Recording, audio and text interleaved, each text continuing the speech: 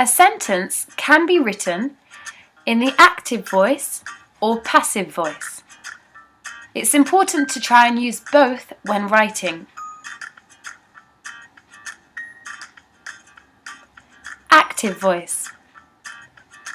This tells us what a person or thing does. The subject performs the action on the object. The sentence structure is subject plus the action plus the object. For example, Anna painted the house.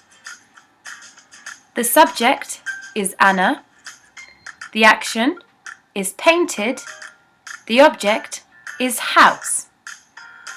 Another example is, the teacher always answers the students' questions. Ali posted the video online. Passive voice. This tells us what is done to someone or something. The subject is being acted upon.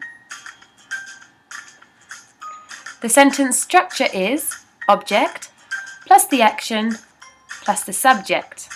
For example, the house was painted by Anna. The object is the house.